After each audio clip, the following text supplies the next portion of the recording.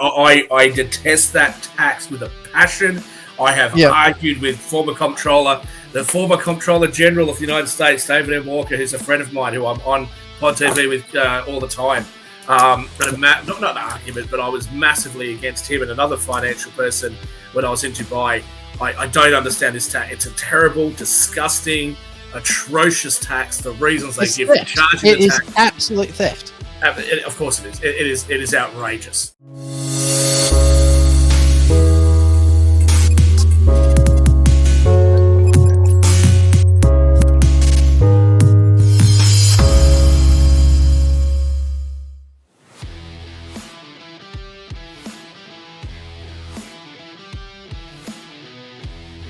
It's a real question of what we're using as currency. What's happened just before Christmas was that there were some US states making bold moves to reclassify gold and silver. There was a proposed legislation that went forward to remove barriers to using gold and silver as money by lowering transaction costs. And they were going to treat metals as legal tender, breaking down, challenging really the Federal Reserve's monopoly on money. And states were going to look at sound money. And basically, bills filed in the Oklahoma, Missouri legislatures for the 2024 legislative session, it would eliminate the state capital gains taxes on the sale of gold and silver.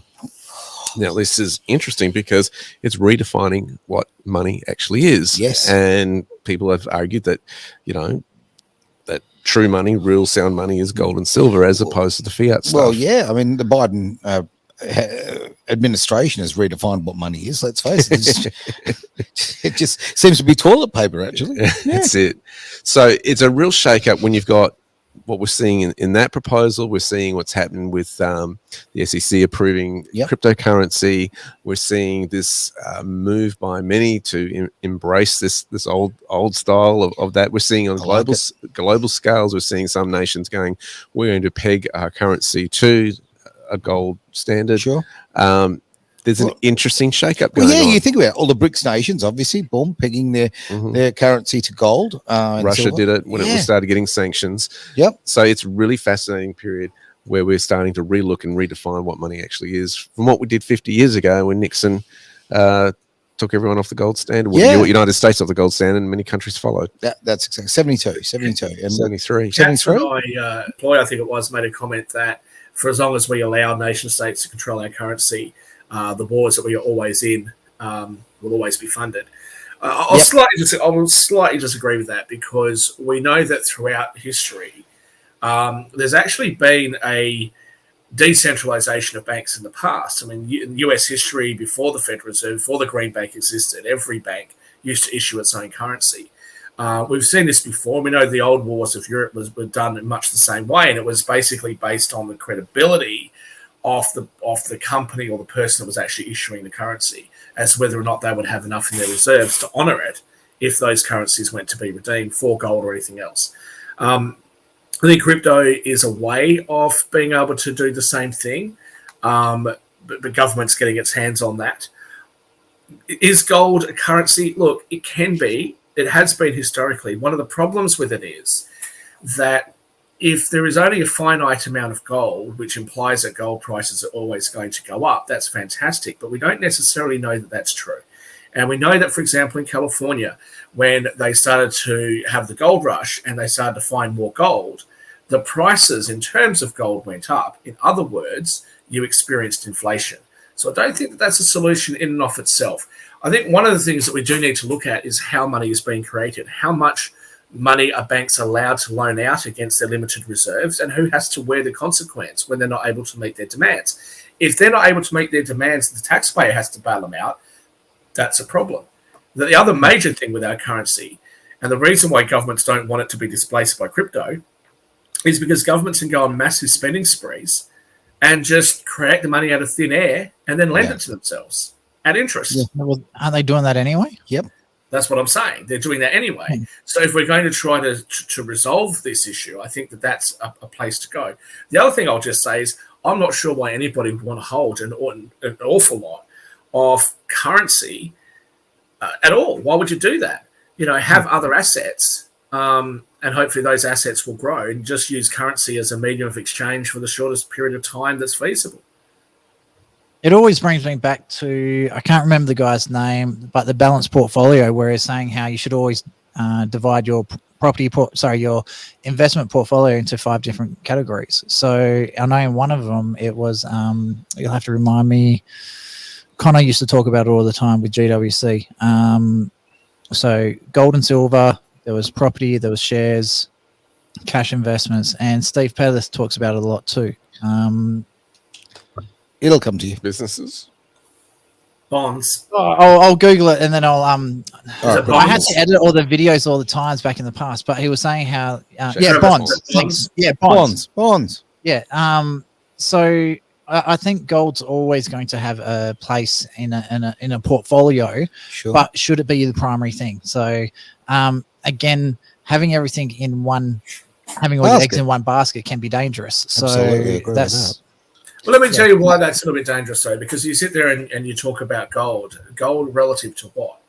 If gold's a good idea to hold because relative to currency, you think gold's going to go up, that's fine. But what if you want to buy something like lithium?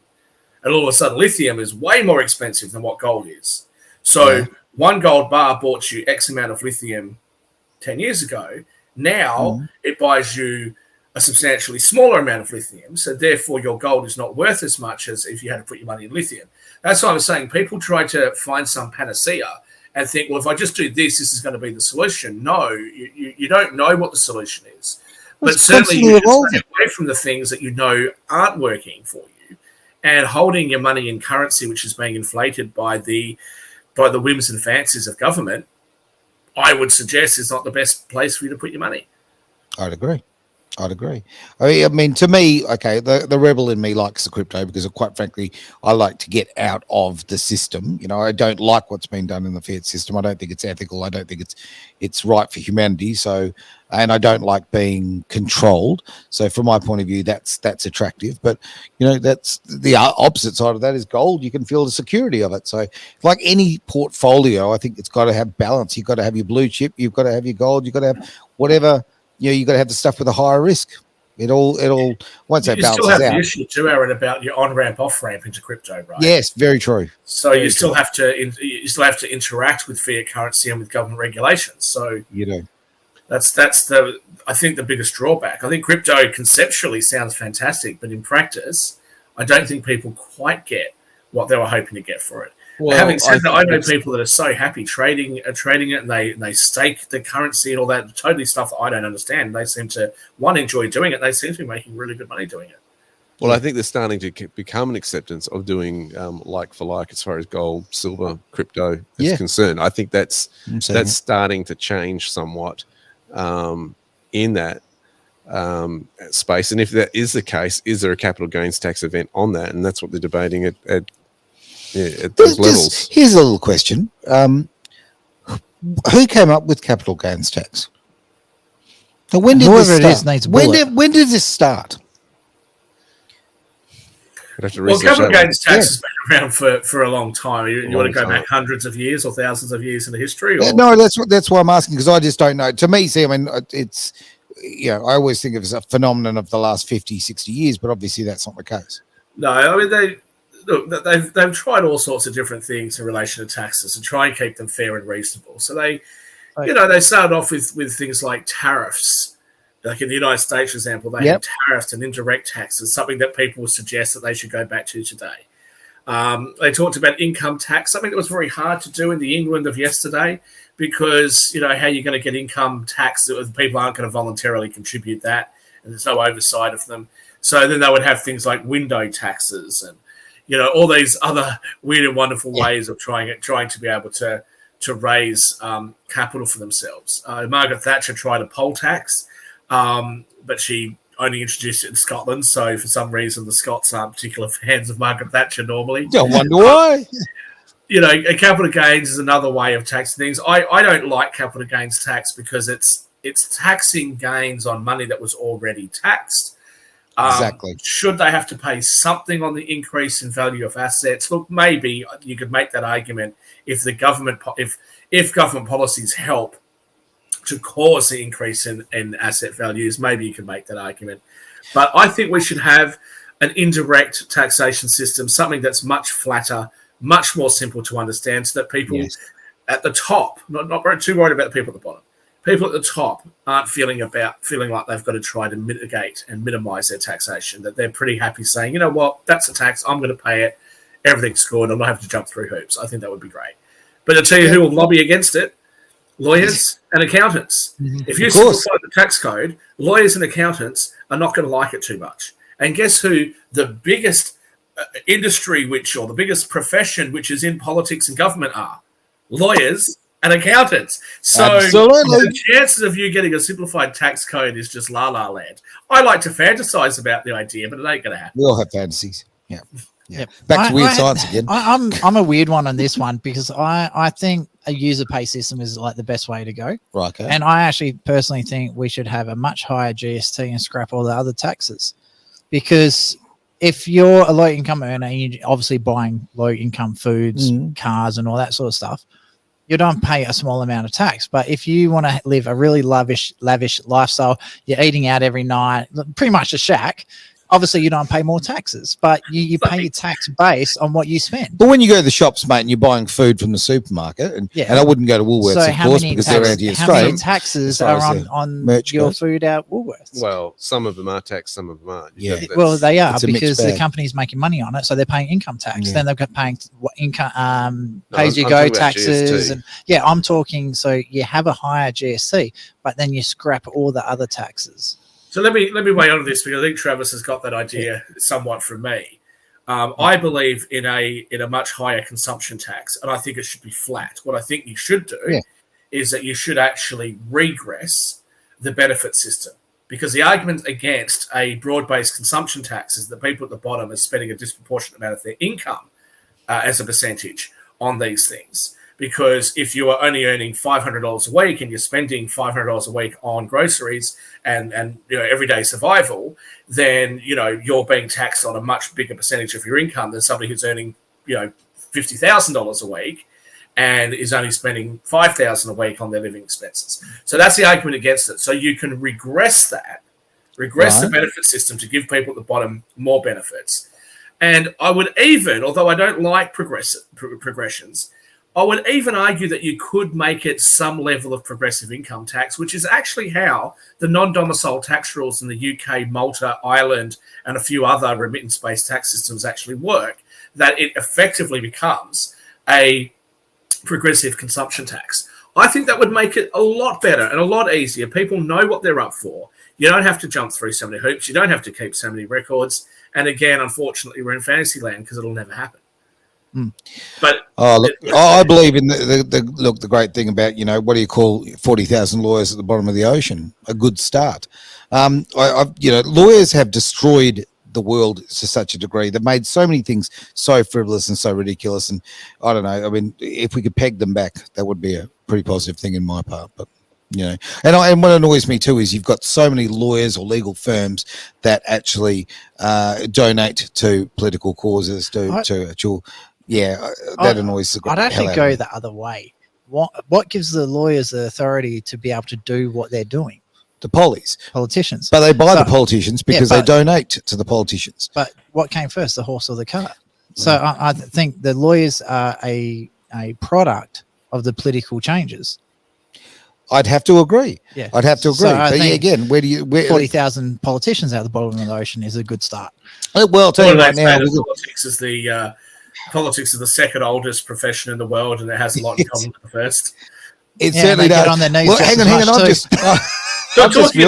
Talking about the first profession in the world, what does sperm and lawyers have in common? Oh, please tell me. They both have about a 1 in a billion chance of becoming a human being. That didn't come from me either. Oh, I know. I'm thinking if you got all the lawyers, and all the politicians, and we threw them in the ocean, now we've got rising sea levels. But there you go. All right, I'm going to go and let you guys know we've got a few minutes left of the show, so let's wrap it up. Do you have any questions from the board, my friend? Oh, there's been a heap coming through. So when did capital gains tax start? When did income tax start? So I did a quick Google search and found it on there. So 1915 for income tax and 1985 is when capital gains tax came out in Australia. Great. They probably had previous taxes prior to the 1985 one. They were just called something else. Yep. The other tax, which I think is criminal, is there's talk about bringing back the inheritance tax Oh, again. this makes me angry. Go jump That's off a bridge. outrageous. It's the Like- most. I detest that tax with a passion. I have argued with former comptroller, the former comptroller general of the United States, David M. Walker, who's a friend of mine, who I'm on Pod TV with all the time. But not an argument, but I was massively against him and another financial person when I was in Dubai. I don't understand this tax. It's a terrible, disgusting, atrocious tax. The reasons they give for charging It the is tax. absolute theft.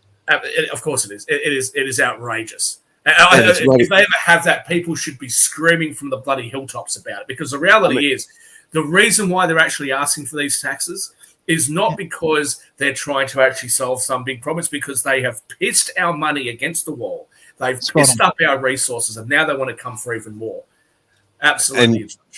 And the worst thing about it too is that they're coming to people in their time of grieving, asking for a handout when somebody is mourning the loss of their loved one, and going, right, now we want to take some of your family wealth away just to rub the salt in the wound. Yep. So there you go. Anyone who votes for the Greens, they're the main ones that are pushing this shit. If you want your family members to go through that when they pass away, then vote them. You're a cold, heartless bastard if that's the sort of thing that you're trying to do. So I think that's absolutely a dog's dinner. I think you need to be shot, personally.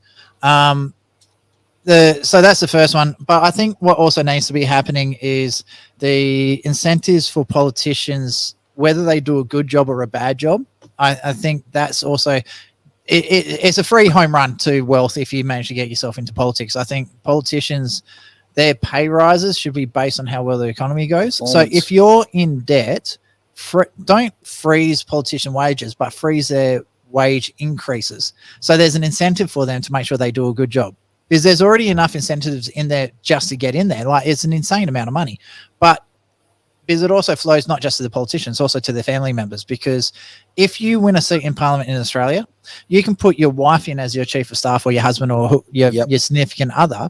And there was a Labor lady who was in Parliament. Her husband sent one email in 12 months. Wow. That's how much he actually did. And he was I think they call it stage 3 parliamentarian aid. So that was $90,000 a year to send one email.